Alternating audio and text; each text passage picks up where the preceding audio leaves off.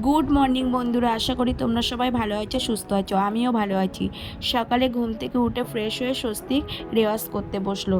রেওয়াজ নিজের থেকে করতে চায় না, ওই জোর জবরদস্তি। তো জোর করে তো কোনো কিছু হয় না, তো যে কয়দিন হয়। যাই হোক, তো তারপরে ওকে বললাম পড়তে বসতে। ও কম্পিউটার বইটা নিয়ে বসেই বললো আমি বুঝতে পারছি না, আমি একটু কম্পিউটারটা একটু চালিয়ে দেখি। তো বসলো, তারপরেও ঠিকঠাক পাচ্ছে না। আমি বলছি এখন রেখে দে, অন্য বই পড়, বাবা এসে বুঝিয়ে দেবে। তো কথা শুনছে না। আগে ছোটোবেলায় জানো তো, একটা কথা একবার বললেই শুনতো, একবার বললেই শুনতো, দ্বিতীয়বার আর সেই কাজটা করতো না। তো যাই হোক, এমনি স্বস্তি খুব শান্ত, তবু বয়সের যে দুষ্টুমিটা সেটা তো করবে, সেটা তো আমাদের মানতেই হবে। আবার একটু হাই করে দিল। তো একবার বইটা দেখছে, একবার কম্পিউটারটা দেখছে, এই করছে, কিন্তু শেষ পর্যন্ত হ্যাঁ বুঝতে পেরেই ছিল। ও বলল আমাকে একটু সময় দাও, দেখুন আমি ঠিক বুঝে নেব। তো পেরেছিল, বুঝতে পেরেছিল, অসুবিধা হয়নি।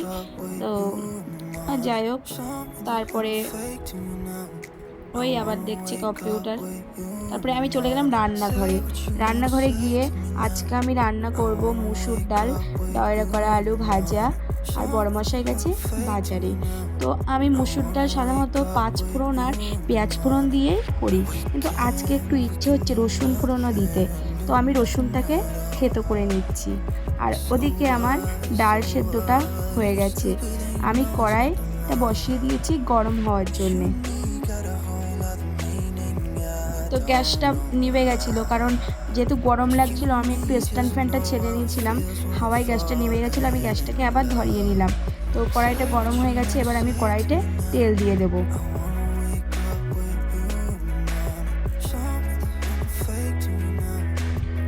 আর আমি মাঝে মাঝে ক্যামেরার দিকে দেখছি, ভাবছি ভিডিওটা ঠিকমতো হচ্ছে কিনা, আমাকে ঠিকঠাক দেখা যাচ্ছে কিনা, আমি রান্না করছি সেগুলোকে ঠিকঠাক দেখা যাচ্ছে কিনা, এটাই করছিলাম। তো যাই হোক, আবার একটু হেসে দিলাম তোমাদের সামনে। ওই যে ডিশের মধ্যে আমি ক্যারি ব্যাগের মধ্যেই যে মাছগুলো আছে ওইভাবেই রেখে দিয়েছি, এখনও সময় পাইনি ধোয়ার। তো আগে আমি সকালের ডাল আর ডয়রা কলা আলু ভাজা করব, কারণ আমার সত্যি বলতে ডয়রা কলা আলু ভাজা পেঁয়াজ ফোড়ন দিয়ে না, শুকনো লঙ্কা ফোড়ন দিয়ে ভীষণ ভালো লাগে। আমার না, আমার বড়মশাই শ্বশুর শাশুড়িও পছন্দ করে। তো যাই হোক, আমি এবার তেলের মধ্যে পাঁচ ফোড়ন দিয়ে দিলাম। এবার আমি একটা পেঁয়াজ কুচিয়ে নিয়েছি, সেটাকে ধুয়ে তেলের মধ্যে দিয়ে দেবো। আর স্বস্তিক এসে একটু ক্যামেরার সামনে নিজের মুখটাকে দেখাবে বলে এসছে, আর দেখছে আমি কি রান্না করছি। ঝাঁজ লেগেছে, হাঁচি দিচ্ছে, ব্যাস ঘরে চলে গেছে। আর আমাকে বলছে তোমার কষ্ট হয় না, তোমার হাঁচি হয় না, এসব বলছিল। তো পেঁয়াজটাকে তেলের মধ্যে দিয়ে দিয়েছি। পেঁয়াজটা যতক্ষণ না পর্যন্ত একটু ব্রাউন কালার হবে ততক্ষণ আমি ভাজতেই থাকবো।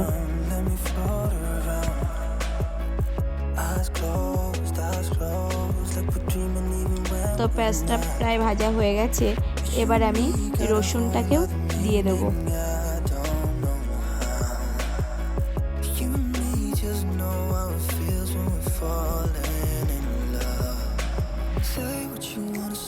আর আমি মাছগুলোর দিকে দেখছিলাম, আর এটাই ভাবছিলাম যে এই গরমে এত কষ্ট হচ্ছে, অতটা মাছ আমি কখন ধোবো, কি করব, সেটাই বলছিলাম। আমার বড়মশাইয়ের সাথে ওইভাবেই বলছিলাম যে এতটা মাছ আমি কখন কি করব, আমি গরমে ঘেমে যাচ্ছি, এসব বলছিলাম। যাই হোক, সংসার করছি, এগুলো তো করতেই হবে, তাই না? তো আমি রসুনগুলোকে দিয়ে দিলাম। রসুনগুলো যতক্ষণ একটু লাল লাল না হবে ততক্ষণ আমি ভাজতেই থাকবো।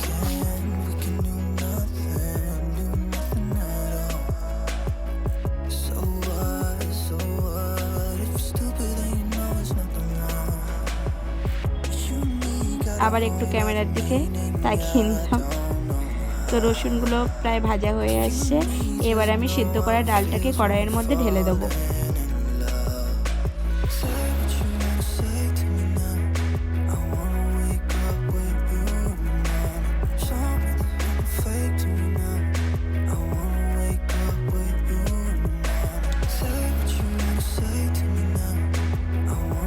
ও, তার মধ্যে দেখলাম রসুন একটু কম হয়ে গেছে, তুমি আর একটু রসুন থেতো করে তারপরে কড়াইয়ের মধ্যে দিয়ে দিলাম।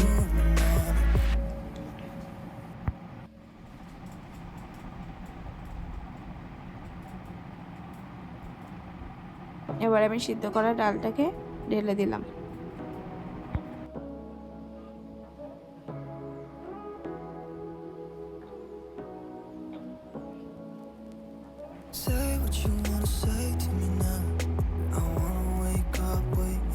এবার আমি এক একে লবণ হলুদ দিয়ে দেবো, আর ডালের মধ্যে আমি কাঁচা লঙ্কা সেদ্ধ করার সময় দিয়ে দিয়েছিলাম। আর এদিকে বন্ধুরা ডয়রা কলার আলুটা আমি একটু লবণ আর হলুদ দিয়ে ভালো করে কষিয়ে ধুয়ে নিয়েছি, কারণ ওই যে কলার যে কষটা থাকে ওই কষটা আর থাকে না ওইভাবে ধুয়ে নিলে, মানে কালো কালো যে কালো হয়ে যায় সেটা আর হয় না। আর ডাল সেদ্ধটা বেশি হয়ে গেছিলো, তো আমি অল্প একটু ডাল তুলে রেখেছিলাম, কারণ কালকের জন্যে, কালকে আবার ওই ডালটাকে একটু ফোড়ন দিয়ে সমড়ে নেবো, হয়ে যাবে। কারণ যদি আমি সব ডালটা করি অনেকটাই হয়ে যাবে। তারপরে বড়মশাই বাজার থেকে এদিকে সবজি এনেছে, পটল, আম, রসুন, পেঁয়াজ, আলু, আদা, আচ্ছা কাঁচা লঙ্কা, আর এদিকে এনেছে বেগুন, ঝিঙে, বরবটি, উচ্ছে, লেবু, শসা, টমেটো।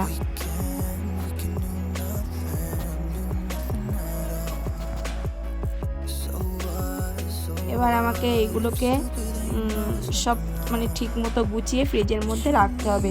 আর এদিকে আমার ডাল হয়ে গেছে, আমি নামিয়ে নিয়েছি। আর আমি এদিকে কড়াইতে তেল দিয়ে তার মধ্যে পেঁয়াজ ফোড়ন দিয়ে ডয়রা কলা আলুটা ভাজা বসিয়ে দিয়েছি। আর মাছ এনেছে চিংড়ি মাছ, পার্শে মাছ, একটু ছোট ছোট সাইজের পার্শে মাছ, আর বাটা মাছ আর কাতলা মাছ।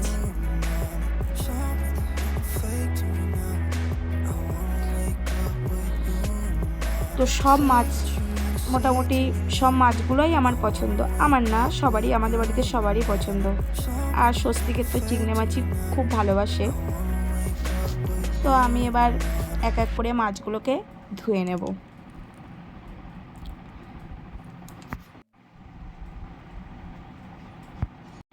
প্রথমে আমি পার্শে মাছগুলোকে ধুয়ে নেব।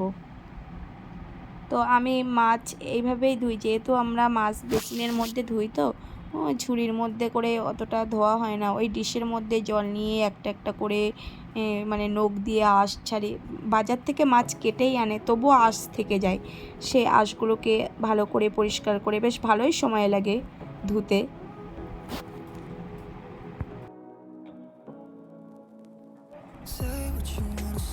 মাঝে মাঝে এসে আমি ফোনটাকে দেখছি ঠিকঠাক হচ্ছে কি ভিডিও কি, সেটাই।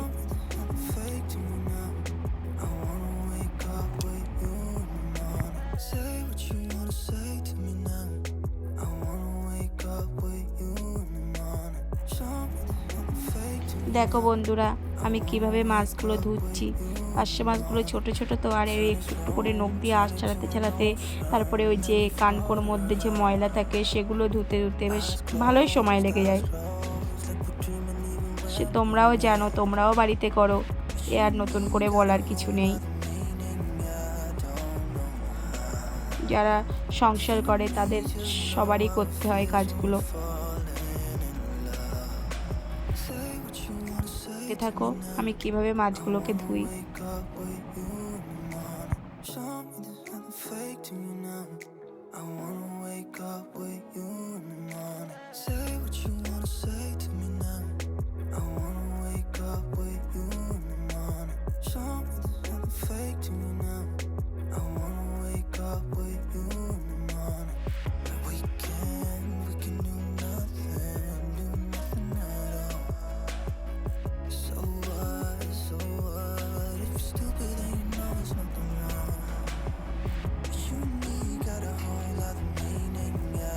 তো আমার পার্শে মাছগুলো ধোয়া হয়ে গেছে, কাতলা মাছ বাটা মাছগুলো ধোয়া হয়ে গেছে।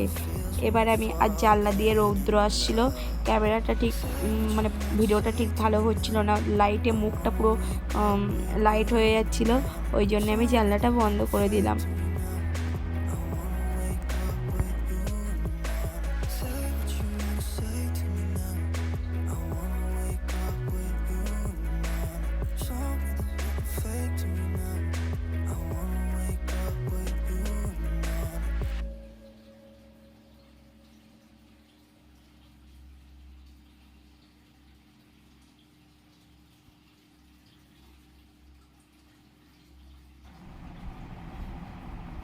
দেখো আমি এভাবেই মাছগুলোকে ধুই। আর সত্যি বলতে বন্ধুরা, যদি শাশুড়ি মা একটু শাশুড়ি শক্ত হয় তাহলে না একটু হেল্প করলে নিজেরও অনেকটা ভালো হয়, সবাই মিলেমিশে করলে। কিন্তু আমার শাশুড়ি মা যেহেতু অসুস্থ, তার কাজ করে দেওয়ার মতো ক্ষমতা আর নেই। তো বড়মশাই আমাকে যতটুকু পারে, ওর যতটা সাধ্য ও করে দেওয়ার চেষ্টা করে অফিস যাওয়ার আগে। তো কিছু করার নেই, এইভাবেই চালাতে হবে। আর ওদিকে দেখলে তো ছেলে পড়ছে, ওর পাশে যে আমি একটু বসে ওকে পড়াবো, আমার সে সময়টাও সকালবেলা হয় না। মানে আমার তখন মনে হয় 10টা হাত হলে ভালো হয়। তো দেখো আমি মাছগুলোকে একে একে ধুয়ে নিচ্ছি।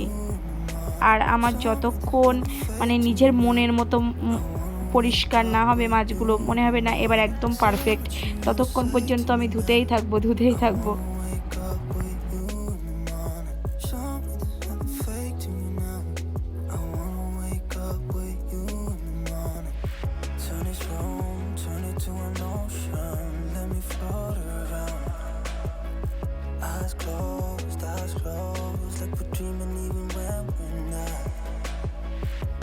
আর আমি যে আমার মতো করে ধীরে সুস্থে আস্তে আস্তে করব সেটাও হবে না। কারণ এমনি তো প্রচুর গরম পড়ছে, যত বেলা হবে গরম বেশি পড়বে। আর আমার দোতলায় তো ভীষণ গরম লাগে। তো চেষ্টা করি সকাল সকাল করে নেওয়ার জন্যে। আর তার মধ্যে বড়মশাই অফিসে যাবে, রান্নাটা তো সকাল সকাল করতেই হবে। বন্ধুরা তোমরা, এখনও আমি মাছ ধুয়েই যাচ্ছি, কখন শেষ হবে আমি নিজেই জানি না।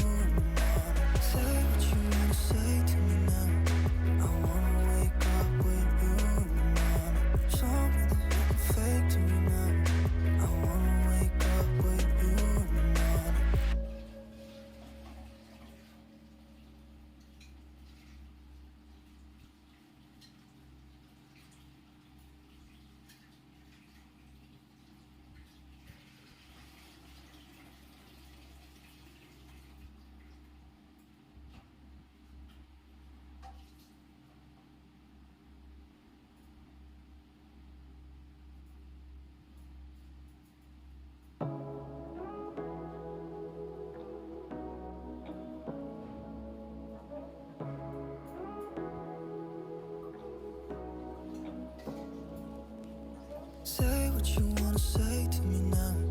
I wanna wake up with you in the morning. Show me there's nothing fake to me now. I wanna wake up with you in the morning. Say what you wanna say to me now. আমার কাতলা মাছ আর বাটা মাছগুলো ধোয়া হয়ে গেছে, এবার আমি চিংড়ি মাছগুলোকে ধুয়ে নেব।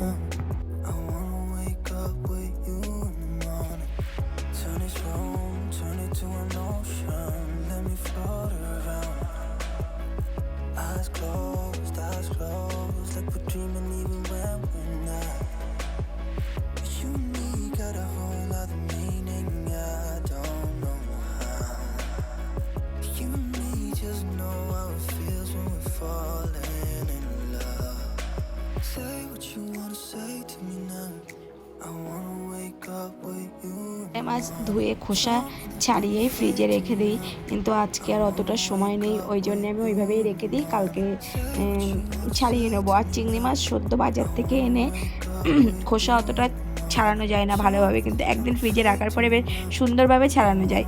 তো দেখো বন্ধুরা, আমার মাছগুলো সব পরিষ্কার করে আমি ধুয়ে নিয়েছি।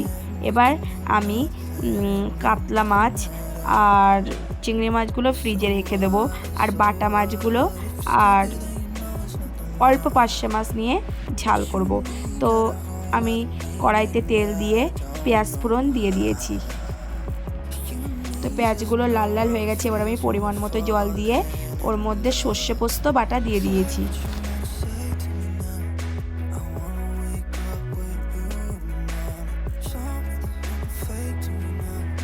আর এই যে মাছগুলো ভেজে নিয়েছি। এবার ঝোলটা ফুটে উঠেছে, এবার আমি মাছগুলোকে দিয়ে দেব।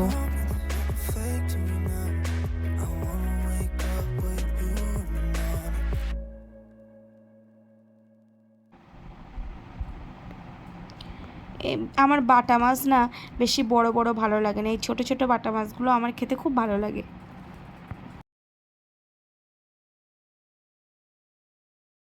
এই যে ছোট ছোট পার্শে মাছ, এগুলোকে আমাদের এইখানে টাও মাছ বলে। তো এগুলোও খেতে খুব টেস্ট হয়।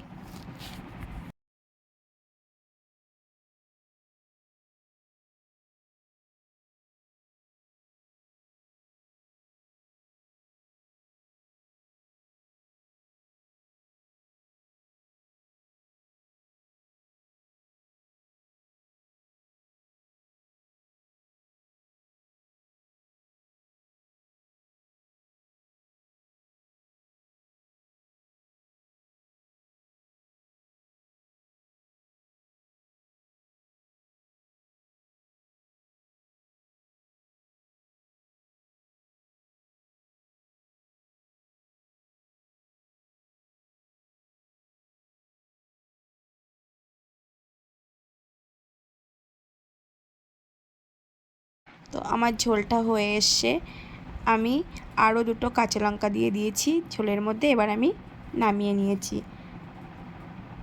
আর এদিকে স্বস্তিককে টিফিন দেওয়ার জন্যে অল্প চাউমিন ছিল, তো চাউমিন বানালে তো শুধু ও না, আমারও খেতে ইচ্ছা করে, তো ওই জন্যে একটু আলুও দিয়ে দিলাম, নাহলে যেটুকু ছিল আমাদের দুজনের হবে না। তা আলু আর ডিমগুলোকে পেঁয়াজ দিয়ে ভালো করে, পেঁয়াজ আর লঙ্কা কুচি দিয়ে ভালো করে ভাজা করে নিলাম।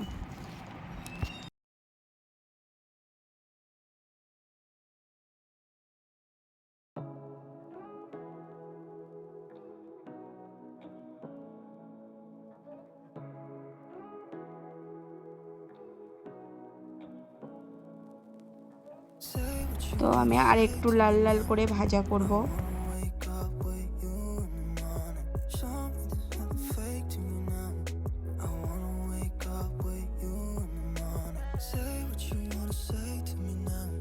তো আমার ভাজা হয়ে গেছে, এবার আমি সিদ্ধ করা চাউমিনগুলোকে ঢেলে দেব।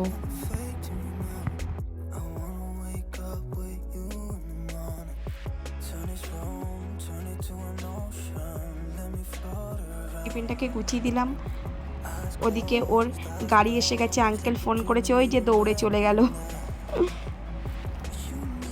আর এবার ষষ্ঠীতে আমার দাদা বরমশাইকে ফোন গিফট করেছে। ওর ফোনটা খারাপ হয়ে গেছে, মানে হ্যাং হয়ে যাচ্ছে, আরও নানা রকম সমস্যা, একটা ফোন কিনতোই। তা দাদা বলল যে জামা কাপড় নিতে হবে না, তাহলে একটা ফোন দিই। তো ও আসেনি, ও একটু লজ্জা পাচ্ছিল, যেহেতু ও কিছু নিতে চায় না শ্বশুরবাড়ি থেকে। তো দাদা বলল তাহলে তুই আমার সাথে চল, গিয়ে আমি কিনে দিচ্ছি। তো দাদা আর আমি এসে ফোনটাকে কিনে নিলাম। এই যে ওপো A79, এই ফোনটা মানে বেশি দিন হয়নি, নতুন এসছে। তো তারপর সন্ধেবেলা স্বস্তিকের জন্য দুধ গরম করলাম। তো আজকের ভিডিওটা এই পর্যন্তই বন্ধুরা। যদি তোমাদের ভালো লাগে অবশ্যই সাবস্ক্রাইব করো, লাইক কমেন্ট শেয়ার করো। ভিডিওটা দেখার জন্যে ধন্যবাদ।